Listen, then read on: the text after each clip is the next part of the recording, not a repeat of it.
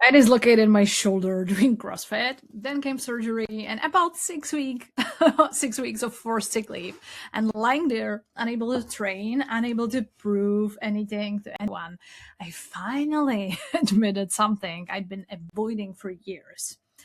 My life looked completely correct from the outside, but it didn't feel like it. Now, this isn't a story about leaving corporate to chase a dream. I want to be clear about that upfront because it changes what this actually is about. I was good at the life I built. That's the part that makes it hard to explain. So I'm going to walk you through how a life that looked logical and credible and successful turned out to be a costume, and how my body, my grief, my motherhood, and eventually human design all started saying the same sentence at the same time. This life is not correct for me. Human design is a big part of this story, but how it helped me and how the industry around it almost put me off it for good. So, if you've ever been told to just follow your strategy and authority and felt more lost instead of less, stay with me. Okay. Now, I made notes because otherwise I would be blabbling about 1,000 different things. Okay. So, this is for your comfort.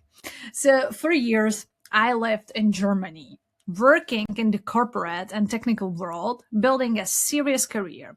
I had degrees, the credibility, the responsible job, the international experience. I worked in environments where performance, systems, compliance, and precision mattered. And I was great at it. That part matters. So I'll say it plainly. I didn't fail at corporate and run away. I could perform in that world.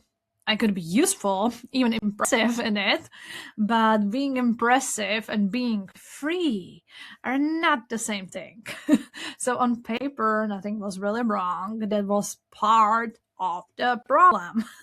When your life looks good from the outside, it's very easy to gaslight yourself out of the truth that it doesn't feel good on the inside. My body and my deeper self had started saying the same quiet thing. This cannot be forever. Let me go back to how the shoulder happened. Okay. I was deep into CrossFit then, intense, disciplined, high performing, used to pushing through.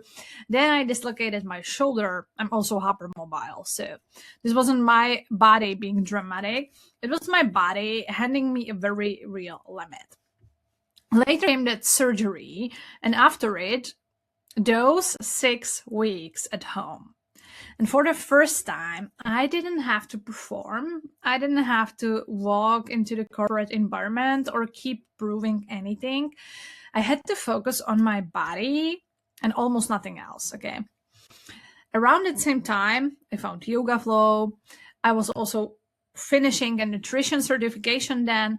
I let that one expire later, by the way, but the learning stayed with me. CrossFit had been intensity, strength, pushing. Yoga flow brought listening, breath, rhythm, and completely different kind of intelligence. It was one of the first times my relationship with my body became more than performance. And in that forced pause, the sentences got louder. This is not how I want to live. I don't want a life where my body has to break before I listen. My shoulder was the first part of me brave enough to say no. It was really painful, by the way. It wasn't only my body that was signaling, okay? While I was still in Germany, the work environment started to shift too. There were small signs that something wasn't right, the kind that are easy to ignore when everything looks fine on paper. Then the ground actually moved. My boss was forced into retirement, and that was a major change, the kind that makes you look up and reassess everything. And around then, my husband and I decided, to move back from Germany to Czech Republic. That wasn't really a small decision, salaries in Germany were almost double.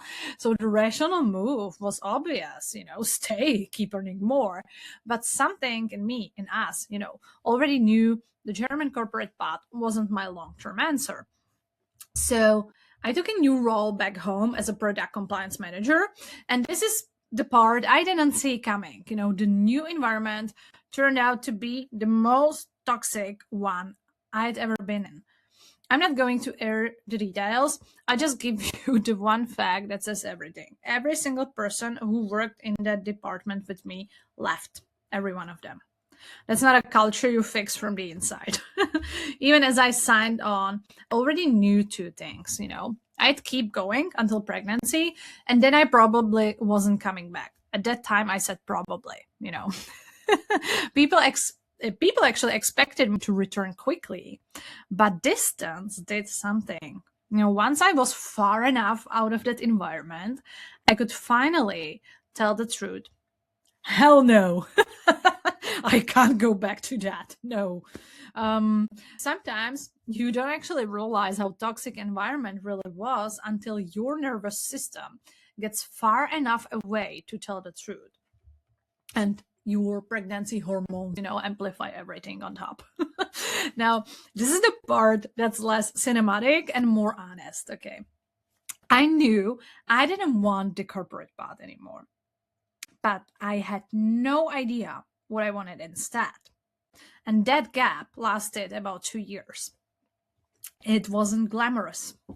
It was confusing and heavy and deeply uncomfortable. No clear label, no polished business idea, no obvious next identity, just that strong inner knowing that the old life wasn't it, and silence where the answer should have been. So during the same stretch, I became a mother, and that changed the stakes completely. I didn't want to only see my child on weekends. I didn't want to hand him to a system just because that's what people do. I wanted to be present. I wanted to actually enjoy his childhood. And I didn't want to raise him through the same logic of performance and forced adaptation I was trying to live myself. A lot of what I'd been told was correct. Started falling apart in my hands. The traditional work system, the traditional school system, the idea that success means more money, more status, more outside validation, the idea that a mother should hand off her baby and slot back in as if nothing had happened. The hardest part wasn't leaving what I knew. The hardest part was standing in the space where I knew what was wrong, but I didn't yet know what was next. Kind of like that, in between space. And then, in the middle of all of it, I lost two of the most important people in my life. When I was around 5 months pregnant, my grandmother died. And she was one of the people I was closest to in the world. In some ways, that bond was more intimate than the one I had with my parents. Then, when my son was around 7 months old, my grandfather died too, right before Dušičky, the Czech time for remembering the people we've lost. For internationals, it's after Halloween, okay? So I wasn't just pivoting a career. I was grieving. I was becoming a mother. I was navigating real difficulty in my relationship and questioning the entire direction of my life. And I was realizing the system I tried so hard to succeed inside was not one I wanted to give my one life to. It wasn't one rock bottom moment, as it usually is. It was a whole freaking season where every identity I'd used to understand myself stopped working. So somewhere in that search, I found human design, or we should say human design found me, right? At first, it felt like something real was there, It gave language to things I'd sensed for years, And then I started seeing the problem. I'd invested in human design education, including a course from a well-known German teacher. And later, I actually discovered that some of the mechanics weren't just interpreted differently, they were taught incorrectly. That was genuinely shocking. It made me realize how many people might be learning disordered mechanics and passing them straight to their own clients. And it wasn't only the mechanics, it was the dogma. Just follow your strategy and authority.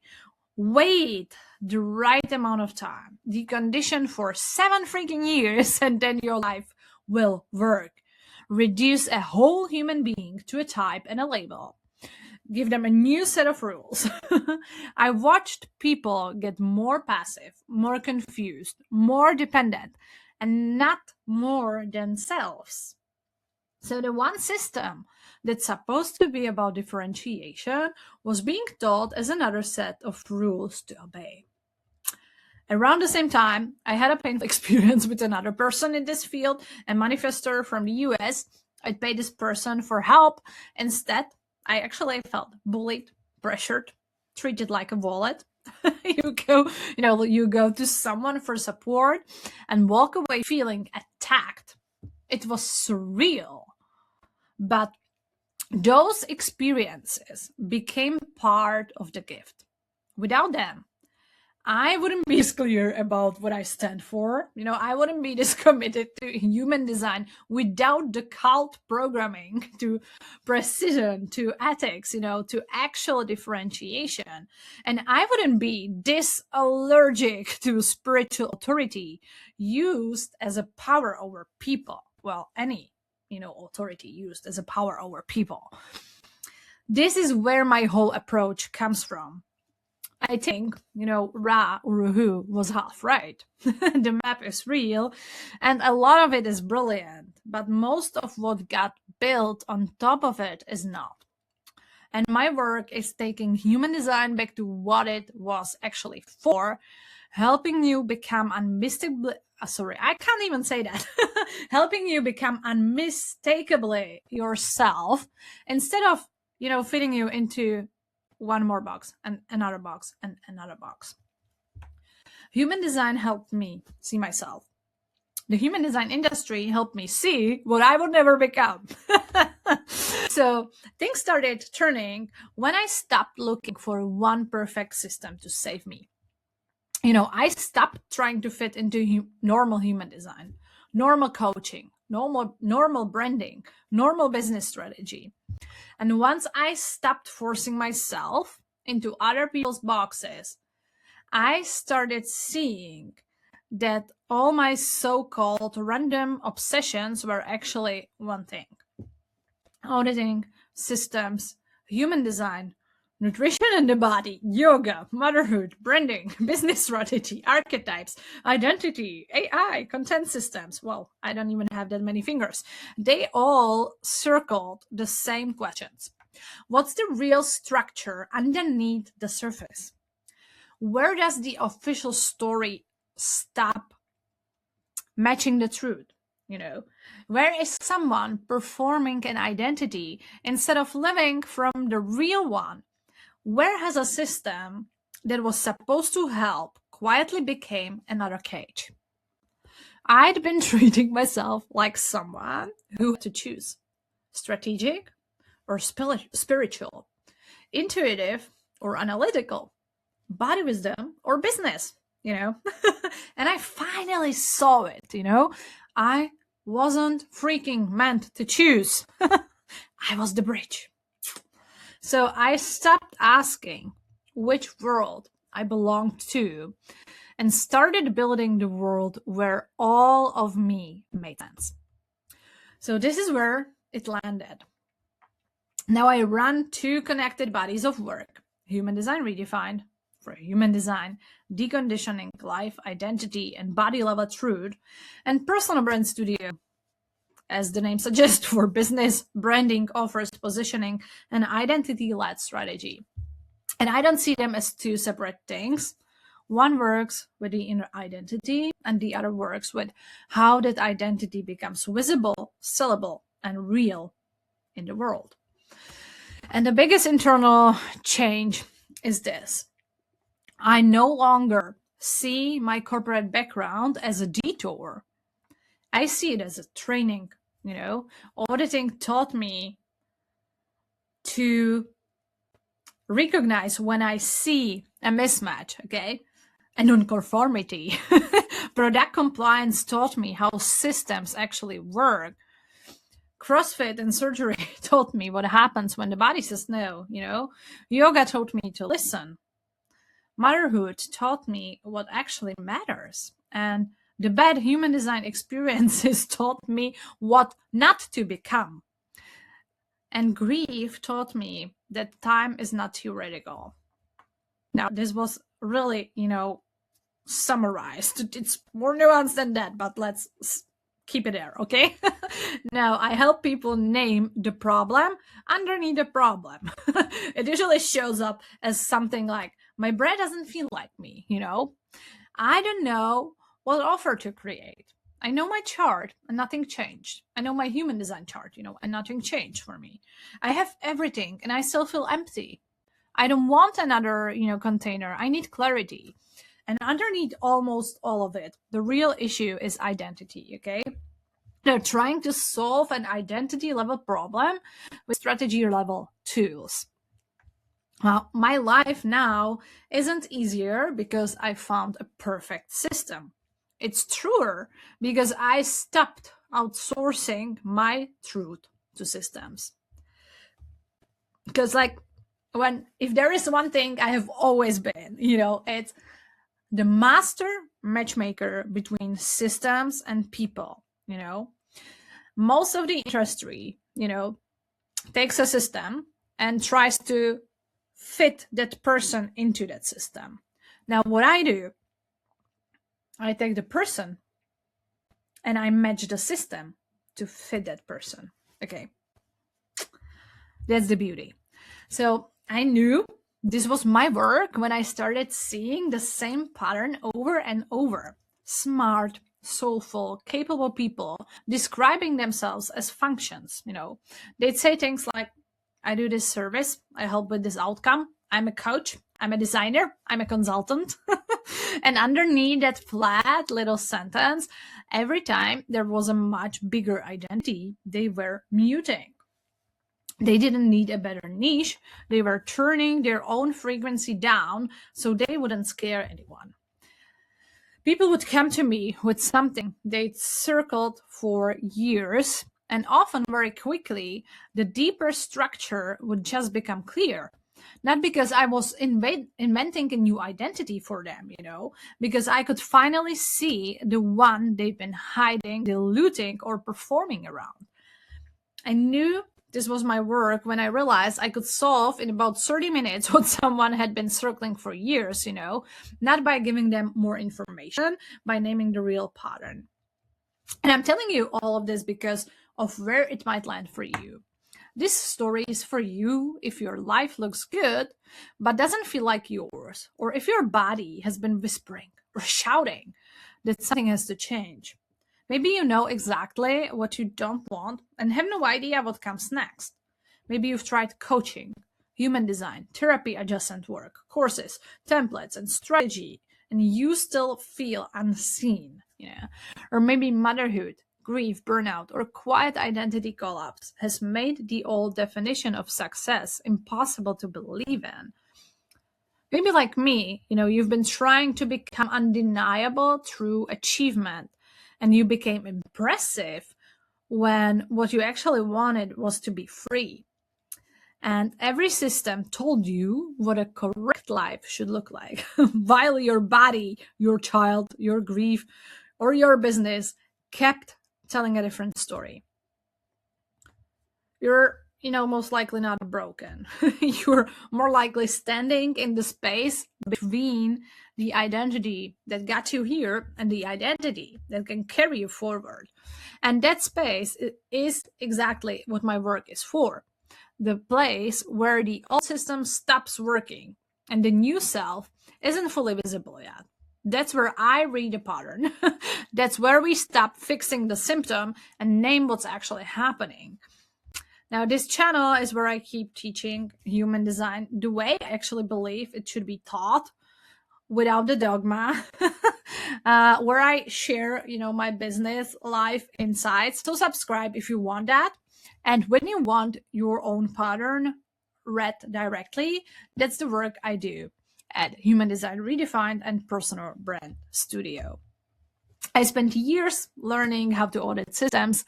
Then my own life forced me to audit the identity I was performing. And now I help other people do the same.